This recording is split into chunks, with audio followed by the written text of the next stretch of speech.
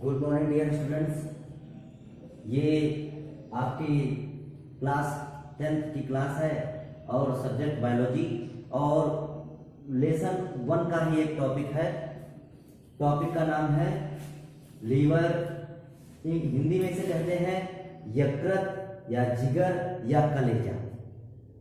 ठीक, हिंदी में से कई नाम है, इंग्लिश में सिर्फ इसे लीवर कहते हैं।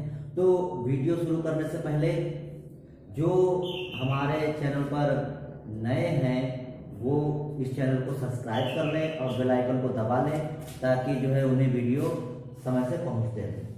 ठीक, तो चलिए आइए शुरू करते हैं। टॉपिक है लीवर। हिंदी में से कहते हैं यकृत, इसका दूसरा नाम होता है जिगर या कलेजा।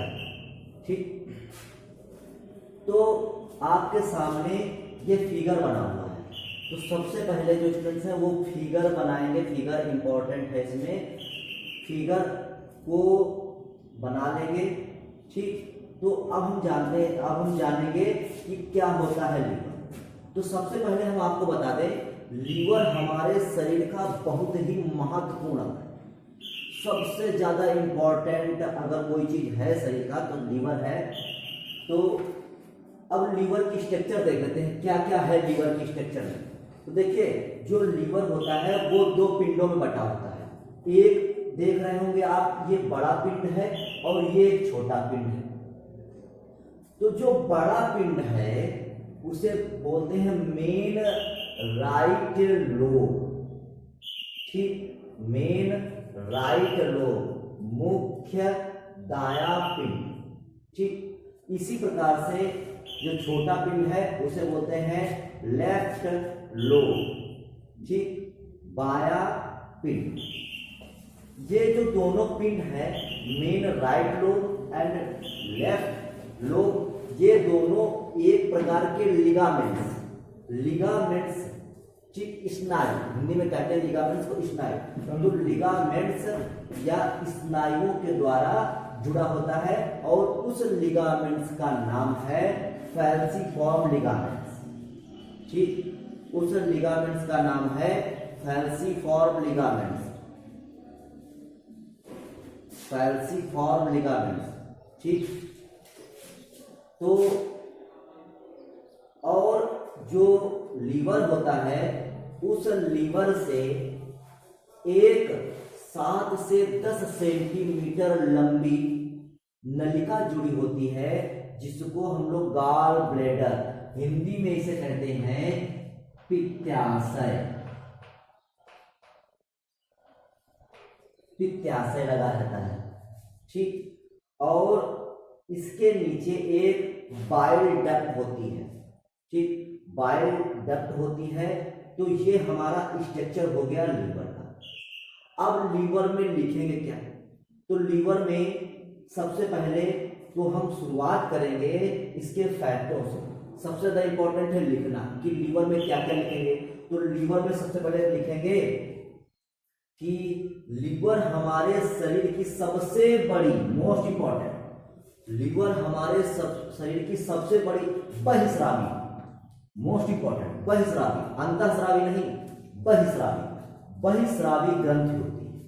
तो लीवर हमारे शरीर की सबसे बड़ी बहिस्रावी, मोस्ट इंपॉर्टेंट, बहिस्रावी ग्रंथि होती है। ठीक, अगर प्रश्न आपसे पूछा जाए हमारे शरीर की सबसे बड़ी बहिस्रावी ग्रंथि कौन होती है तो हम बताएंगे यकृत। ठीक, तो हमारे शरीर की सबसे बड़ी बहिस्रावी ग्रंथि लीवर होती है। यह लगभग 15 से 22 सेंटीमीटर लंबा और चौड़ा होता है। यह लगभग 15 से 22 सेंटीमीटर लंबा और चौड़ा होता है और इसका जो भार होता है वो 1.5 किलोग्राम होता है। ठीक, और सबसे ज्यादा इंपॉर्टेंट, लीवर हमारे शरीर में होता कहां पर है? तो लीवर जो होता है वो उदर गुहा में डायाफ्राम के ठीक नीचे स्थित होता है। उदर गुहा में ये जो पूरा होता है ये उदर गुहा होती है। उदर गुहा में डायाफ्राम के ठीक नीचे स्थित होता है। इतना लिखने के बाद फिर हम चित्रता लिखेंगे कि जो लीवर होता है वो 2 पिंडों में बटा होता है। जो बड़ा पिंड होता है उसे मेन राइट लोब कहते हैं, जो छोटा पिंड होता है उसे लेफ्ट लोब कहते हैं। बड़ा पिंड और छोटा पिंड जिस स्नायु अर्थात लिगामेंट के द्वारा आपस में जुड़ा रहता है उसे फैल्सिफॉर्म लिगामेंट कहते हैं। लीवर से ही एक 7 से 10 सेंटीमीटर लंबी संरचना जुड़ी होती है जिसको गॉल ब्लैडर प्रत्याशय कहते हैं। इसी से ही एक बाइल डक्ट निकलती है। इतना हमारा लिख जाएगा। ये तो हो गया लीवर के विषय में क्या लिखना है। अब इंपॉर्टेंट है इसके कार्य। पूछा जाएगा कि आप लीवर के कोई 4 कार्य बताइए, 5 कार्य का वर्णन करिए। तो लीवर के कार्य क्या होते हैं? लीवर के कार्य बहुत ही ज्यादा मोस्ट इंपॉर्टेंट है। तो सबसे पहला कार्य क्या है? इसमें बना पित्त रस, इसमें मतलब यकृत, यकृत में बना पित्त रस भोजन के पाचन में सहायता करता है। हम आपको पिछले वीडियो में बता चुके हैं जब हमने पित्त रस के कार्य बताए थे। तो पित्त रस के कार्य में हमने पित्त रस का पूरा वर्णन कर दिया था कि पित्त रस क्या करता है और उसका काम क्या है। तो यही इंपॉर्टेंट ये है कि पित्त रस बनता कहाँ है? तो पित्त रस बनता है यकृत में और इकट्ठा कहाँ होता है? पित्ताशय। ठीक, तो जो पित्त रस होता है, पित्त रस यकृत में बनता है और भोजन के पाचन में सहायता करता है। ठीक, और इंपॉर्टेंट बात है कि जो पित्त रस होता है उसमें पाचक एंजाइम नहीं पाए जाते, केवल ये भोजन के माध्यम को क्षारीय बना देता है। ठीक, अब दूसरा मोस्ट इंपॉर्टेंट कार्य, जैसा कि आप लोगों ने सुना होगा कि किसी व्यक्ति को डायबिटीज हो जाती है, शुगर हो जाती है। आखिर वो शुगर क्यों हो जाती है, कैसे हो जाती है, तो हम आपको बताएंगे। तो उसके पहले हम आपको दूसरा कार्य बताएंगे, ग्लाइकोजेनेसिस एंड ग्लाइकोजिनोलिसिस क्रिया। जो यकृत होता है, यकृत में 2 मोस्ट इंपॉर्टेंट क्रियाएं चलती हैं जिसका नाम होता है ग्लाइकोजेनेसिस एंड ग्लाइकोजिनोलिसिस। अब दिमाग में प्रश्न उठता है कि ग्लाइकोजेनेसिस एंड ग्लाइकोजिनोलिसिस होता क्या है। ठीक, तो हम आपको बताएंगे अभी ग्लाइकोजेनेसिस एंड ग्लाइकोजिनोलिसिस, इसकी व्याख्या हम अभी थोड़ी देर बाद करेंगे। अगला तीसरा कार्य देख लेते हैं। ये जो यकृत होता है वो आवश्यकता से अधिक अमीनो अम्ल, हमारे शरीर में जो आवश्यकता से अधिक अमीनो अम्ल आ जाते हैं, तो आवश्यकता से अधिक अमीनो अम्लों को डीएमिनेशन से अमोनिया में बदल देता है। किसको? अमीनो अम्लों को काहे बदल देता है? अमीनो अम्लों में जो अमीनो अम्ल है उनको अमोनिया बदल देता है। और किस क्रिया के द्वारा? तो डीएमिनेशन क्रिया के द्वारा। डीएमिनेशन क्रिया के द्वारा अमीनो अम्ल को अमोनिया में बदल देता है। अब होता क्या है अगले स्टेप में? ये समझ लो, चाहे तो दोनों एक ही कार्य है, चाहे समझ ले जो है दोनों अलग अलग है। तो जो अमोनिया बनी, अब डीएमिनेशन से क्या बन गई? अमोनिया बन गई। अब अमोनिया, हम लोग अमोनिया का तो उत्सर्जन करते नहीं, हम लोग तो यूरिया का उत्सर्जन करते हैं। तो क्या होता है, जो हमारे शरीर में यूरिया होती है, यूरिया का निर्माण भी यकृत करता है। यूरिया का निर्माण भी यकृत करता है। और कैसे करता है? तो जो अमोनिया बनी किसके फलस्वरूप? डीएमिनेशन के फलस्वरूप। डीएमिनेशन, अमीनो अम्लों के डीएमिनेशन से जो अमोनिया बनी, उस अमोनिया को यकृत CO2 से क्रिया कराकर, जो अमोनिया बनी उस अमोनिया को यकृत CO2 से क्रिया कराकर यूरिएज नामक एंजाइम की उपस्थिति में, यूरिएज नामक एंजाइम की उपस्थिति में यूरिया में बदल देता है। किस क्रिया के द्वारा? तो यूरिया का निर्माण कर देता है ये। इसमें यकृत में एक चक्र चलता है जिसका नाम होता है आर्नथीन चक्र। ठीक, आर्नथीन चक्र चलता है जिसके फलस्वरूप जो यकृत है वो अमोनिया को CO2 से क्रिया कराकर यूरिएज नामक एंजाइम की उपस्थिति में यूरिया बदल देता है। ठीक, और ये तो हो गए इसके चार कार्य हो गए। 5वां कार्य क्या होता है?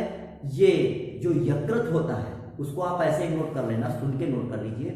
जो यकृत होता है वो यकृत विटामिन ए का कुछ मात्रा में संश्लेषण कर लेता है। ठीक, विटामिन ए का भी कुछ मात्रा में संश्लेषण कर लेता है और विटामिन ई, डी, के, ठीक, ये जो विटामिन होती हैं इनका भी संचय अपने अंदर कर लेता है। ठीक, ये हो गया पांचवा कार्य। छठा कार्य क्या हुआ इसका, ये हमारे शरीर में रुधिर का प्रतिजामन, एंटीकागुलेंट। जो प्रतिजामन क्या होता है, जो हमारे शरीर में रुधिर को जमने ना दे। आप लोगों ने देखा होगा कि कहीं चोट लग जाती है तो शरीर से जब ब्लड निकलता है, ब्लड निकलने पर कुछ देर बाद उधर जो है उसका रुधिर का थक्का जम जाता है।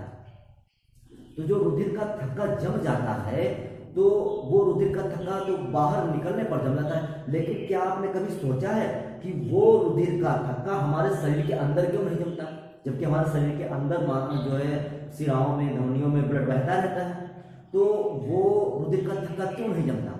तो उसका उत्तर हम आपको इसके कार्य में ही देंगे। तो जो लीवर होता है वो लीवर क्या करता है, हमारे शरीर में एक रुधिर का प्रतिजामन, एंटीकागुलेंट होता है जिसका नाम होता है हिपैरिन। क्या नाम होता है? हिपैरिन।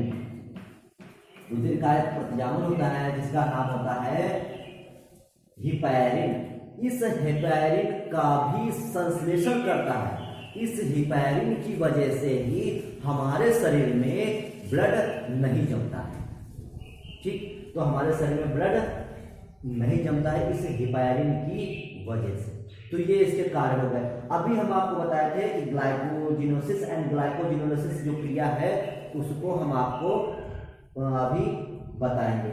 तो ये क्रिया क्या होती है? ये आपने सुना होगा कि डायबिटीज होती है, शुगर होती है, तो इसी जब ये क्रियाएं नहीं चलती है तो डायबिटीज या शुगर हो जाती है। होता क्या है इसमें? देखिए, हम लोगों ने भोजन जो खाया, भोजन खाने के बाद वो भोजन हमारी छोटी आंत तक पच जाता है, पूरी कंप्लीटली तरीके से पच जाता है। पचने के बाद जो उससे पोषक पदार्थ निकलते हैं वो पोषक पदार्थ यकृत निर्वाहिका शिरा तंत्र के द्वारा, यकृत निर्वाहिका शिरा तंत्र के द्वारा वो पोषक पदार्थ हमारे यकृत में आ जाते हैं, लीवर में आ जाते हैं। और जब लीवर में आ जाते हैं तो होता क्या है, जो वो पोषक पदार्थ हमारे लीवर में स्टोर हो जाते हैं। अब स्टोर हो जाते हैं तो लीवर करता क्या है, उन पोषक पदार्थों की जितनी मात्रा शरीर को आवश्यक होती है उतनी मात्रा ब्लड में छोड़ता जाता है। ठीक, इतनी बात समझ में आ गई होगी। अगर ऐसा ना हो, जैसे लीवर जो है वो लीवर हमारे पोषक पदार्थों को अपने अंदर संचित ना करे और पूरी की पूरी मात्रा में अगर वो हमारे ब्लड में मुक्त हो जाए तो क्या होगा? तो वही देते हैं, इस पहले वाले कार्य को हम मिटा देते हैं। ठीक, तो जो देखिए, तो जो ग्लाइकोजेनेसिस में होता क्या है, अगर ये ब्लड जो यकृत है अगर पोषक पदार्थों को अपने अंदर संचित ना करे तो क्या होगा? देखते हैं। देखिए, जो भी हमारे यकृत में ग्लूकोज आया, पोषक पदार्थों के पचने के बाद जो भी ग्लूकोज हमारे लीवर में आया, यकृत में आया, वो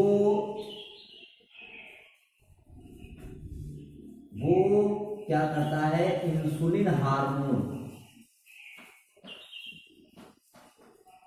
कौन सा हार्मोन है? Insulin hormone. आप लोगों ने सुना होगा कि जब शुगर हो जाती है, किसी को डायबिटीज होती है, तो उसको इंसुलिन के हार्मोन या इंसुलिन के इंजेक्शन दिए जाते हैं, इंसुलिन हार्मोन के इंजेक्शन दिए जाते हैं। तो जो हमारे लीवर में ग्लूकोज आता है पोषक पदार्थ बनकर, तो उसको इंसुलिन हार्मोन की सहायता से एक ग्लाइकोजन, अघुलनशील प्रोटीन होती है ग्लाइकोजन, तो इंसुलिन जो लीवर होता है वो इंसुलिन हार्मोन के द्वारा जो ग्लूकोज आया उसको ग्लाइकोजन में बदल देता है। ठीक, ग्लाइकोजन में बदल देता है।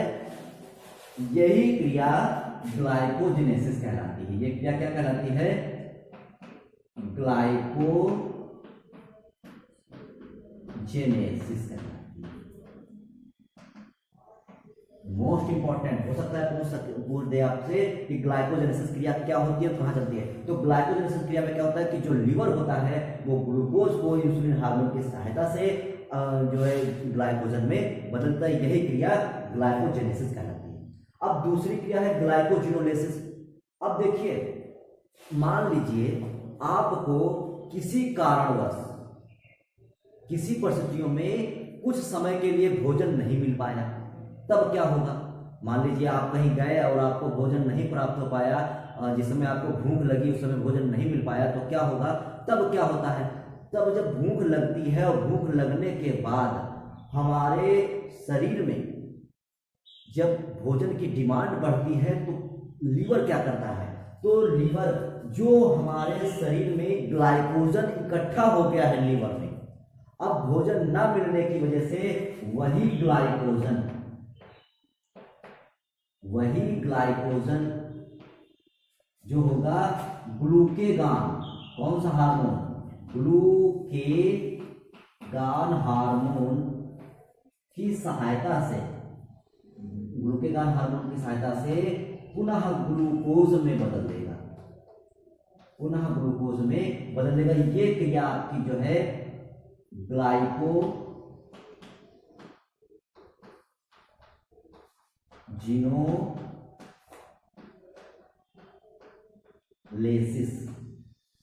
ग्लाइकोजिनोलेसिस कहलाती है। मतलब जब हमें भूख लगी, भोजन नहीं प्राप्त हुआ, तो जो हमारा लीवर होता है वो हमारे अंदर जो ग्लाइकोजन इकट्ठा हो जाता है, उस ग्लाइकोजन को ग्लूकेगान हार्मोन की सहायता से पुनः ग्लूकोज बदल लेता है और हमारे शरीर के लिए जो ऊर्जा की आवश्यकता होती है वो इस ग्लूकोज के विखंडन से प्राप्त हो जाती है।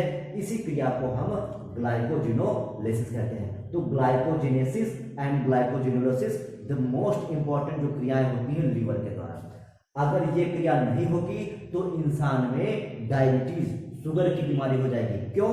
क्योंकि हमारे शरीर में जो शुगर की मात्रा है वो लीवर कंट्रोल करता है और उस शुगर को, जो ग्लूकोज होता है, शुगर होता है, उसको ग्लाइकोजन में संचित कर लेता है। अगर हमारे शरीर में ग्लाइकोजन संचित नहीं होगा तो क्या होगा कि वो हमारे ब्लड में ग्लूकोज मुक्त होता रहेगा और ब्लड में शुगर की मात्रा बढ़ जाएगी। यही क्रिया डायबिटीज कहलाती है। इसको, डायबिटीज को कंट्रोल करने के लिए, अगर किसी व्यक्ति के डायबिटीज है तो उसको कंट्रोल करने के लिए इंसुलिन हार्मोन के इंजेक्शन लगाए जाते हैं। आप इसको नोट कर सकते हैं। इसको कॉपी पर आपको नोट करना है, फिगर का अभ्यास करना है, इसके कार्यों को, जितने भी अभी तक हमने कार्य बताए हैं सबके, उन सबको याद करना है। ठीक, आप इसको नोट कर सकते हैं। आज के लिए बस इतना। धन्यवाद।